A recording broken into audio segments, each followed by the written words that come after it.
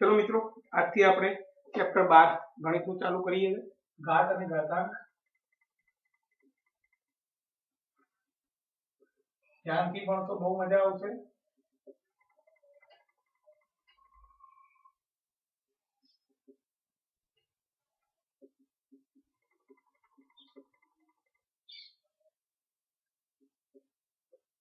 ચલો સ્ટાર્ટ કરું છું મિત્રો. પહેલું આપણે આગળના ધોરણોમાં ઘાત ઘાતાંક વિશે થોડું ઘણું ભણી ગયા છે. હવે અહીંયા ત્યાં નોંધ સ્ટાર્ટ કરીએ છીએ. એમ 2 ની 5 ઘાત માં 2 ને આધાર કહેવાય, 5 ને ઘાતાંક કહેવાય.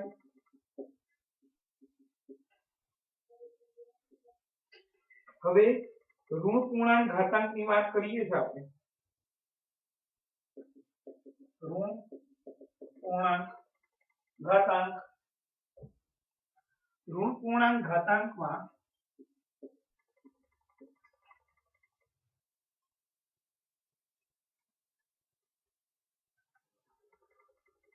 10 ની -1 ઘાત માં 10 આધાર છે અને -1 એ ઋણ પૂર્ણાંક, -1 એ ઋણ પૂર્ણાંક ઘાતાંક છે. ચલો મિત્રો,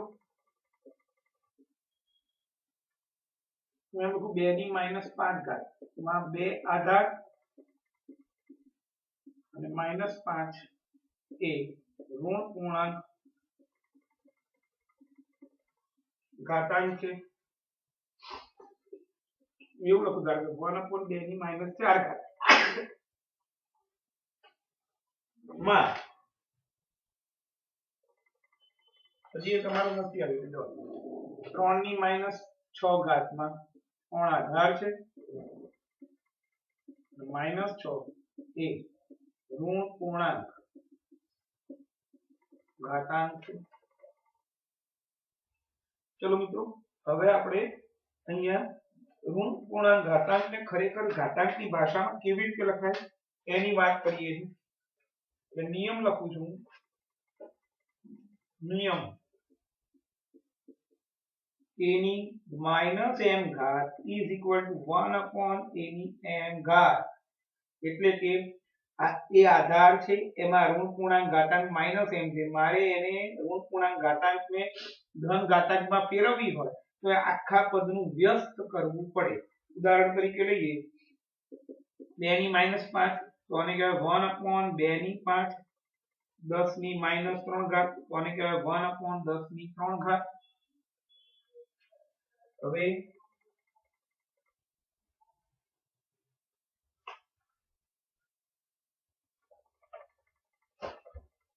એ રીતે 3 ની -4 ઘાત એને લખાય 1/3 ની 4 ઘાત.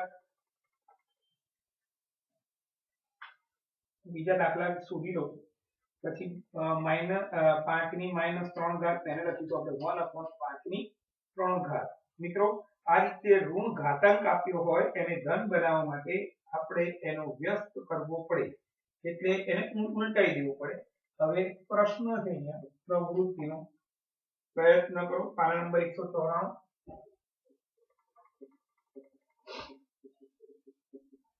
તમને એવું કહે છે નિમ્નલિખિત સંખ્યાનો વ્યસ્ત શોધો. નિમ્નલિખિત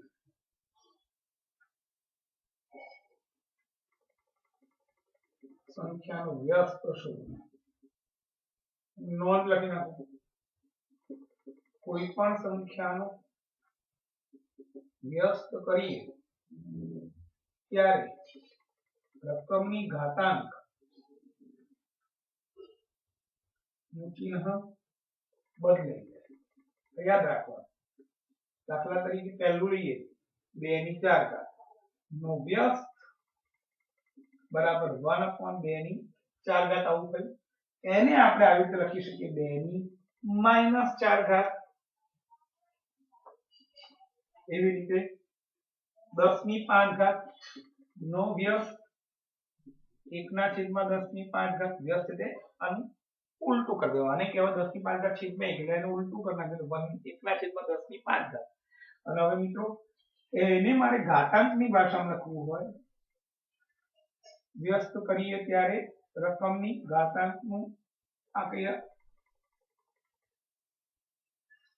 અને હમણાં રહેવા દો નિયમ લખું છું એની minus m is equal to 1 upon n અને એની m ઇઝ ઇક્વલ ટુ અહીંયા અત્યારે નિયમ લાગુ નથી બીજું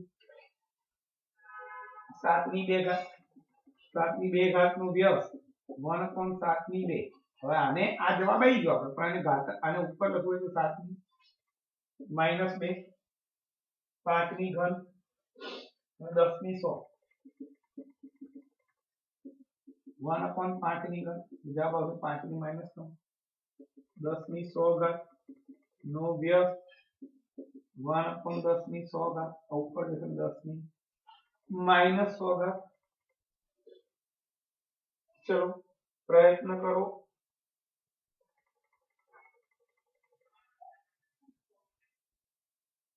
એમાં વિસ્તૃત સ્વરૂપે લખવાનું છે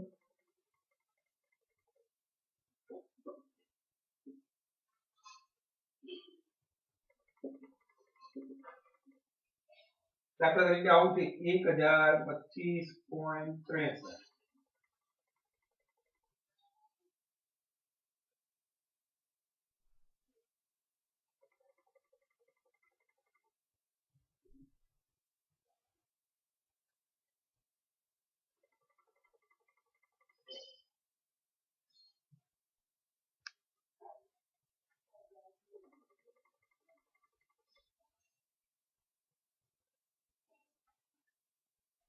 चलो ध्यान રાખજો બહુ સરસ અહીંયાથી સ્ટાર્ટ કરીએ અને એકમ કહેવાય અને દશક કહેવાય અને શતક કહેવાય અને હજાર કહેવાય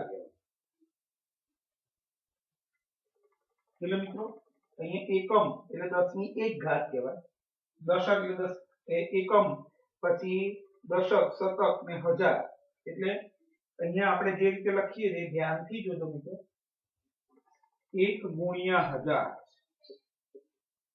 0 ગુણ્યા 100 2 ગુણ્યા 10 5 ગુણ્યા 1 આ જે આની વાત છે હવે જ્યારે આની વાત કરીએ પોઈન્ટ પછીના આંકડાની તો પોઈન્ટ પછીના જે આંકડા છે એને લખવા માટે આને અહીંયાથી સ્ટાર્ટ કરવું પડે આપણે આ એકમ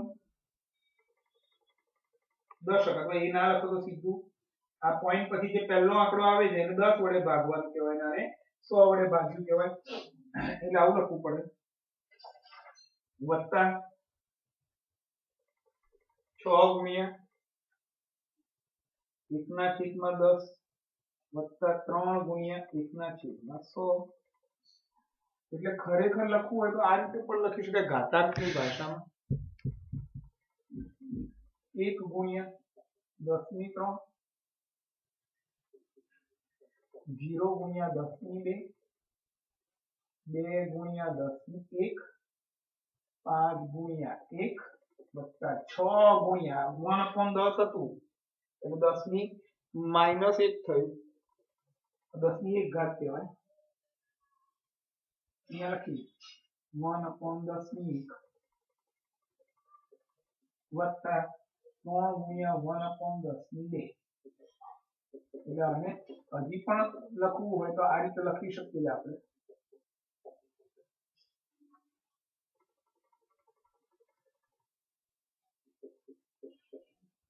અને ઉપર લીધીએ તો ઋણ ઘાતાંક થઈ જાય આ એનો જવાબ બીજો લો તો વધારે ખબર પડશે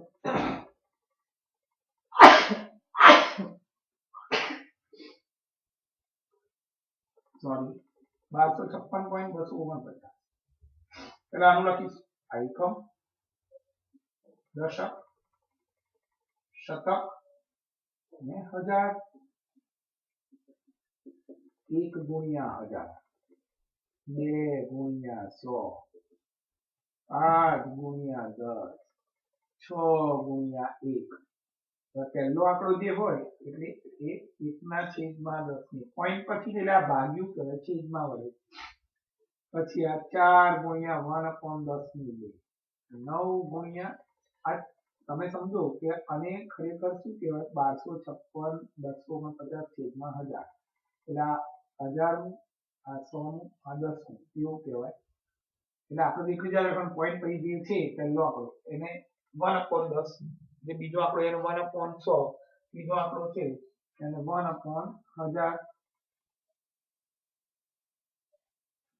હવે 1 ગુણ્યા 10 ની 3 વત્તા 2 ગુણ્યા 10 ની 2 5 ગુણ્યા 10 ની 1 6 ગુણ્યા 1 વત્તા 2 ગુણ્યા 1/10 ની 1 4 ગુણ્યા 1/10 ની 2 9 ગુણ્યા 1/10 ની 3 1 ગુણ્યા 10 નો ઘન 2 ગુણ્યા 10 નો વર્ગ 5 ગુણ્યા 10 ની 1 6 ગુણ્યા 1 2 ગુણ્યા 10 ની -1 4 ગુણ્યા 10 ની -2 9 ગુણ્યા 10 ની -3 મિત્રો આ એનો જવાબ થયો વિસ્તૃત સ્વરૂપ તો બધાને ખ્યાલ આવી ગયો છે હું ફોટો પાડી દઉં અને પછી આજે બધા નિયમો હું સમજાવું છું મિત્રો 5 કે 6 નિયમો છે બહુ અગત્યના નિયમો છે ધ્યાનથી સાંભળજો તો મજા આવશે તમને અને એ નિયમો આવડશે તો તમને દાખલા આવડશે એટલે નિયમો આજે પાક્કા કરવાના છે પછી બધા દાખલા શરૂ થશે 5 લેક્ચર નું ચેપ્ટર 4 કે 5 લેક્ચર ની આ વીકમાં પતી જશે આખું ચેપ્ટર ધ્યાનથી જોજો મિત્રો અને આજનું કામ આજે કરજો તો મજા આવશે ફોટો પાડી દો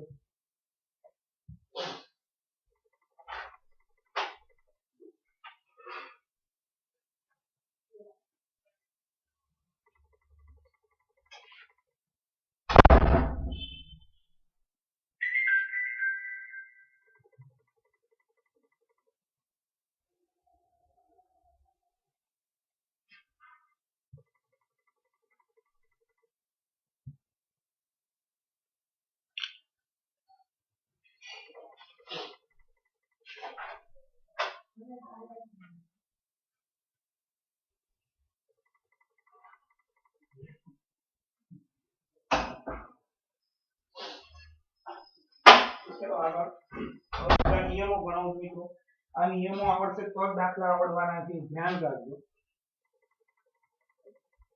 આ તો શરૂઆતમાં આપી એટલે આ ભણાય બાકી ખરેખર તો પહેલા નિયમો જ કરાવવા પડે જે આગળના ધોરણમાં તમે ભણી ગયા 7મા 6મા ધોરણમાં ધ્યાન અહીંયા બધાનું બહુ મજાના નિયમો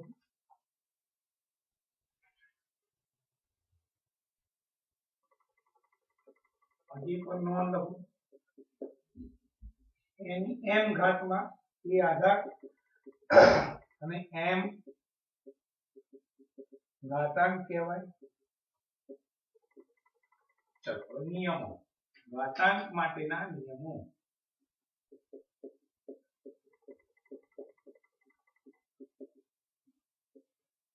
ચલો ઘાતાંકના નિયમો ચાલુ કરીએ મિત્રો પહેલું a ની m ગુણ્યા a ની n is equal to a ની m plus n આ નિયમ છે જ્યારે આધાર સરખો હોય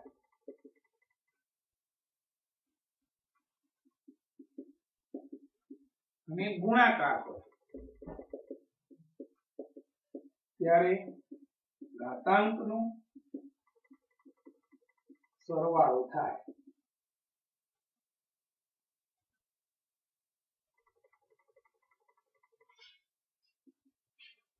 ઉદાહરણ આપું 2 ની 5 ઘાત ગુણ્યા 2 ની 4 ઘાત is equal to 2 આ આધાર સરખો થયો દેખાય ને બધાને આધાર સરખો છે વચ્ચે ગુણાકાર છે તો ઘાતાંકનો સરવાળો થાય એટલે જવાબ આવે 2 ની 9 -3 ની 4 ગુણ્યા -3 ની 7 તો આ આધાર -3 આ પણ આધાર -3 બંનેનો આધાર સરખો છે વચ્ચે ગુણાકાર છે ઘાતાંકનો સરવાળો -3 ની 11 1/2/4 ગુણ્યા 1/2/5 આવું છે. તો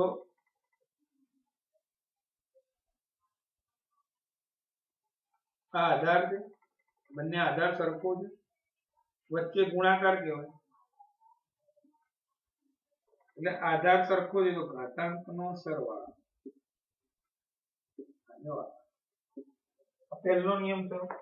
બીજો નિયમ સેમ વસ્તુ એની એમ ભાગ્યા એની એમ માઇનસ એન, જ્યાં એમ મોટો છે એન કરતા, એટલે કે એમ એન કરતા મોટો છે. આ નિયમ થયો જ્યારે આધાર સરખો હોય, ભાગાકાર હોય, ઘાતાંકની બાદબાકી થાય, મોટી ઘાતાંકમાંથી નાની ઘાતાંક બાદ કરવી. એટલે ઉદાહરણ લઈએ 2/5 ભાગ્યા 2/3 આવું છે. તો 2/5 ઓછા 3 2/2 ઘાત, અને ખરેખર લખાય આ રીતે 2/7 ભાગ્યા 2/4 આવું છે. તો હું આવું લખું 2/7/2/4. તો ઉપર નીચે આધાર આ સરખો છે, ભાગાકાર કહેવાય એટલે ઘાતાંકની બાદબાકી 2/3. ઊંધું કોઈ આપે 2/4 ભાગ્યા 2/7, 2/4/2/7. આ આધાર સરખો છે, ભાગાકાર છે, ઘાતાંકની બાદબાકી. ઘાતાંક જ્યાં મોટો હોય ત્યાં બાદબાકી કરવાની. 7 મોટો છે, 7 ઓછા 4 ઉપર કશું નથી એટલે 1 કહેવાય. 2/3 આ જવાબ આવે. હવે ત્રીજો નિયમ લઉં છું. ab ની n is equal to an bn. ab ની n is equal to a ની n ઘાત ગુણ્યા b ની n ઘાત. આ નિયમ થઈ ગયો. ઉદાહરણ લઉં 2 ગુણ્યા 3/4 ઘાત આવું છે. હવે 4 ઘાત કોની ગણાય? આની પણ ગણાય, આની પણ ગણાય, બંનેની ગણાય. એટલે 2/4 ઘાત ગુણ્યા 3/4 ઘાત. 3 ગુણ્યા 5/6 ઘાત. 3/6 ઘાત ગુણ્યા 5/6 ઘાત.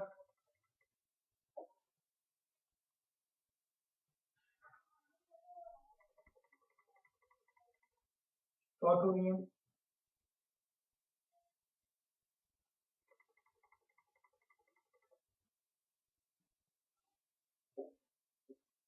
આવું છે. a ની n છેદમાં b ની n આવું છે. ધારો 2/4 છેદમાં 3/4.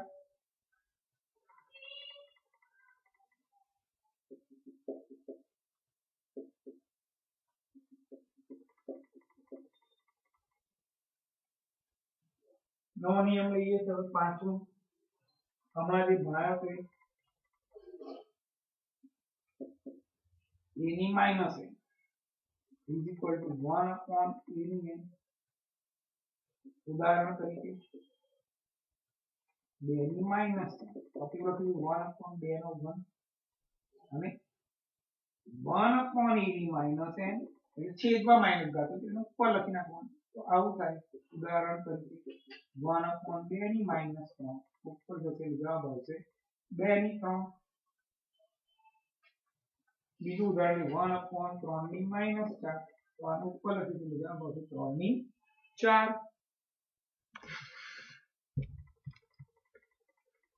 મિત્રો આ નિયમો નહીં આવડે તો દાખલા નહીં આવડે. જ્યાં સુધી આ નિયમ પાક્કા નહીં થાય તમને ત્યાં સુધી દાખલામાં મજા નહીં આવે. એટલે નિયમો 3 વાર લખવાના છે. આ બધું એ લખાશે, ફોટા આવે પછી દાખલા શરૂ થશે. અને છઠ્ઠો નિયમ લઈએ a ની m અને બહાર n n ગુણ્યા n. ઉદાહરણ તરીકે 2/3 બહાર 4 છે તો ઘાત ઘાતાંકનો ગુણાકાર 3 ગુણ્યા 4 2 ની 12 ઘાત 2 ની 5 ગુણ્યા 6 2 ની 30 ઘાત. હવે કોઈમાં આવું છે ધારો કે જોજો 2 ની 3 3 ની 1 અને 12 4 છે તો આવું થાય આ 2 ની 3 ગુણ્યા 4 3 ની 1 ગુણ્યા 4 2 ની 12 3 ની 4 ધારો કે આવું છે બધું તમને બધા નિયમનો ઉપયોગ થાય મિત્રો એવી રીતનું ગણો 2 ની 3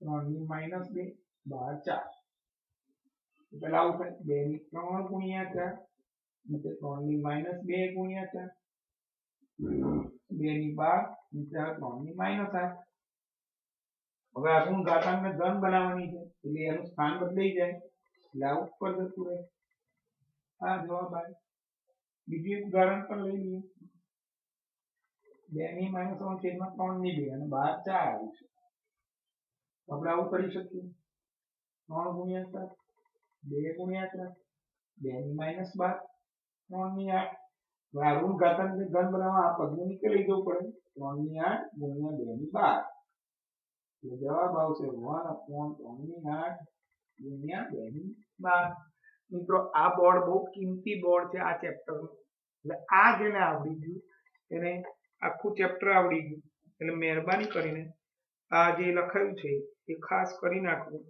અને અત્યારે હવે હું ફોટો પાડું અને શરૂઆત કરીએ જ આપણે ખાલી પ્રયત્ન કરો પાના નંબર 195 સ્વાધ્યાય 12.1 નું પહેલું દાખલું એટલું આજે લઈએ છે ફટાફટ જોઈ લો 2 મિનિટ હું ફોટો પાડી દઉં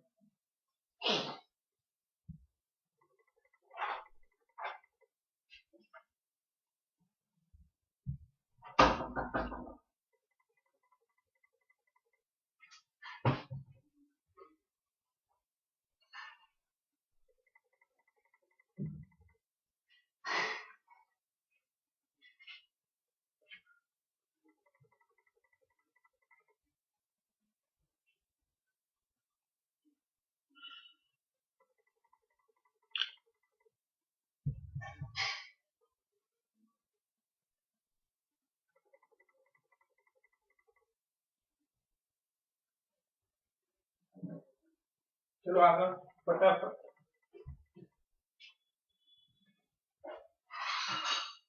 ઘરકામમાં નિયમો 3 વાર લખવાના છે આજનું બધું કામ 3 વાર કરવાનું છે આ આવડી ગયું તો તમને ચેપ્ટર જ આવડી ગયું આખું ધ્યાન રાખજો દાખલા ફટાફટ થશે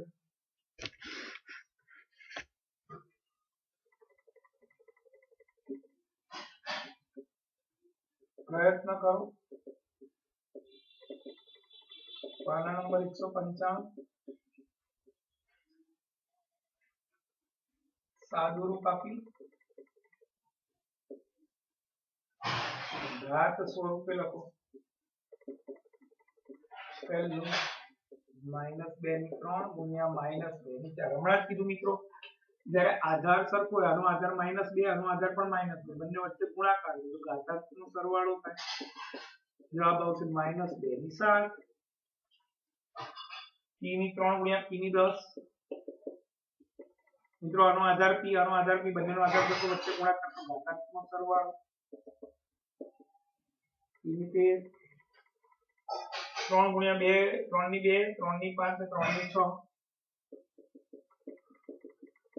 આનો આધાર 3 આનો આધાર પણ 3 આનો આધાર પણ 3 આધાર સરખો છે એટલે ઘાતાંક વચ્ચે ગુણાકાર એટલે ઘાતાંકનો સરવાળો 3 ની 13 હવે સ્વાધ્યાય 12.1 નો પહેલો દાખલો ગણીએ છીએ કિંમત શોધો આજે પહેલો જ ગણીશું તમને નિયમ આવડે તો ફરી બીજા દાખલાઓ બધા કરો તો મજા આવશે તમને જો બધા નિયમ આવડી ગયા તો તમારું કામ ઝડપથી પૂરું થઈ જશે 12.1 12.2 નાનું સ્વાધ્યાય છે એટલે આ અઠવાડિયા પતી શકતું ચેપ્ટર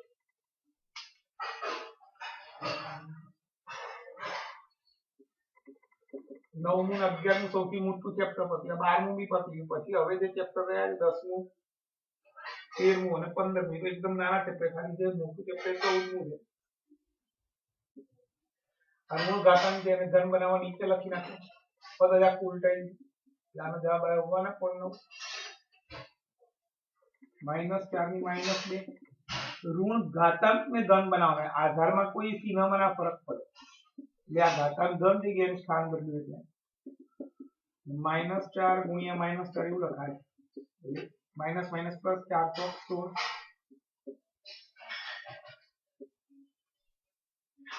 एक तृतीयांश में -5 घात આપણે નિયમ એવો તો આની પણ -5 છે અને આની પણ -5 મિત્રો આ ઋણ ઘાતાંક ને ધન બનાવી એટલે આને નીચે લખવું પડે આની ઋણ ઘાતાંક ને ધન બનાવી એટલે આ પદ ઉપર લખવું પડે એટલે આ પદ જશે ઉપર આ પદ આવશે નીચે કેમ આની ઋણ ઘાતાંક નથી એટલે આખું પદ ઉપર જશે એટલે ધન થઈ ગયું આની ઋણ ઘાતાંક નથી આખું પદ નીચે એટલે એ પણ ધન થઈ ગયું 2 ની 5 એટલે 2 ગુણ્યા 2 ગુણ્યા 2 ગુણ્યા 2 1 ગુણ્યા 1 ગુણ્યા 1 ગુણ્યા 1 32 ભાગ્યા 1 એટલે 32 મિત્રો 12.1 ના આટલે સુધી આપણે રાખ્યું પણ ખાસ અગત્યનું ઋણ ઘાતાંકને ધન બનાવવા માટે અહીંયા નોંધ લખી નાખો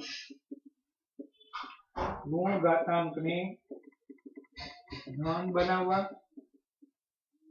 તે પદનું સ્થાન બદલી નાખવું એટલે કે આ ઋણ ઘાતાંક હતી એ ઉપર હતી તો એને આખું સ્થાન બદલી નાખી નીચે લઈ ગયું એટલે ધન થઈ ગયું આ પણ ઋણ ઘાતાંક હતી ઉપર હતી સ્થાન બદલી નાખી નીચે લઈ ગયું ધન થઈ ગયું આ ઋણ ઘાતાંક ઉપર હતી સ્થાન બદલી નાખી નીચે અને આ ઋણ ઘાતાંક નીચેથી સ્થાન બદલી નાખ્યું ઉપર આ રીતે મિત્રો 12.1 સુધી બીજા દાખલા સુધી આપણે આયા છીએ હોમવર્ક 3 વાર કરવું ફોટોઝ મોકલવા